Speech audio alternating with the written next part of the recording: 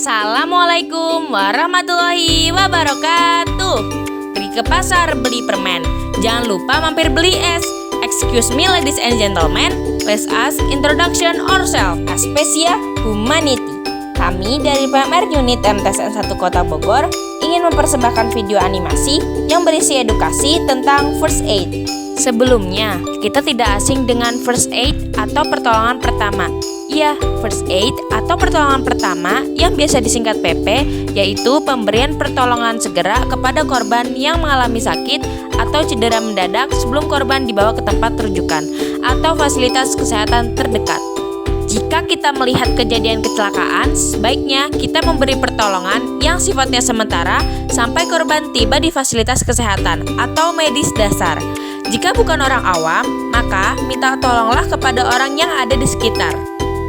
Kita atau seorang penolong yang pertama kali tiba di tempat kejadian memiliki kemampuan dan terlatih dalam penanganan medis dasar atau kedaruratan, disebut dengan pertolongan pertama. Pada pertolongan pertama ini bertujuan untuk 1. Menyelamatkan jiwa korban agar tidak meninggal di tempat. 2. Mencegah cacat, misalnya luka yang membekas. 3. Memberikan rasa nyaman dan membantu proses penyembuhan.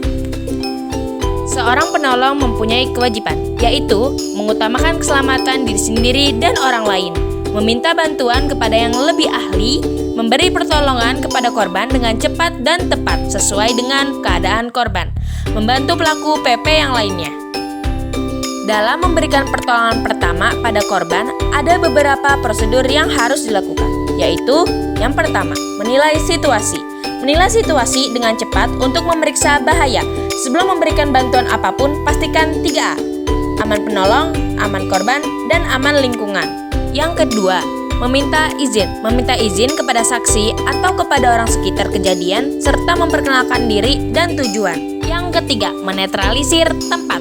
Memastikan tempat aman untuk melakukan pertolongan pertama. Yang keempat, memakai alat pelindung diri. Saat kita menolong korban, kita harus memakai alat pelindung diri atau APD agar pasien mendapatkan penanganan steril dan dikhawatirkan adanya penularan virus.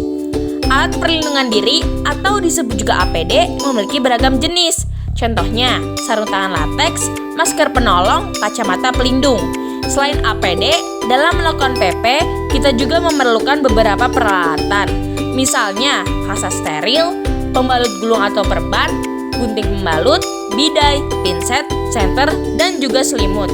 Yang kelima, mengecek cedera spinal. Pastikan tidak ada cedera spinal pada tulang punggung dan tulang leher korban. Yang keenam, mengevakuasi korban ke tempat yang lebih aman. Sebelum mengevakuasi korban, alangkah baiknya mengecek keselamatan korban dan penolong. Ketujuh, tentukan jenis kasus yang dialami korban. Dalam kasus pertolongan pertama dibedakan menjadi 2 diantaranya. Yang pertama adalah kasus medis, yaitu kasus yang diderita seseorang tanpa ada ruda paksa. Adapun contoh kasus medis: pingsan, sesak nafas, kelebihan nafas, keracunan, kedinginan, atau kepanasan. Yang kedua, kasus trauma. Kasus yang disebabkan ruda paksa, memiliki tanda-tanda yang terlihat jelas atau teraba. Contoh kasus trauma diantaranya mimisan, lecet atau dislokasi, robek, luka bakar, patah tulang, dan memar. Kedelapan, menelpon ambulan. Memfasilitasi bantuan atau layanan darurat yang dapat memberikan pertolongan segera ambulans. Jika cedera atau penyakit yang bisa mengancam nyawa, segera hubungi rumah sakit terdekat, berikan informasi mengenai Anda dan pasien atau korban secara rinci.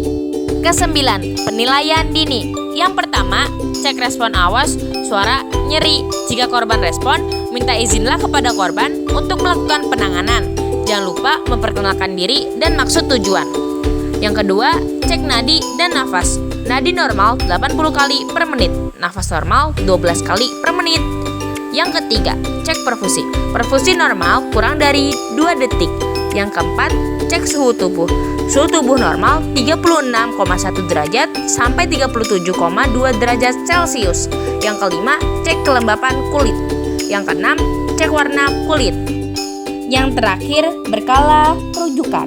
Jika korban perlu rujukan, rujuklah korban ke rumah sakit.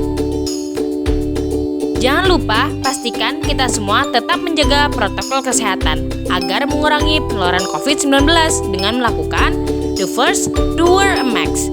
Second, wash your hand with soap or hand sanitizer. Third, keep your distance.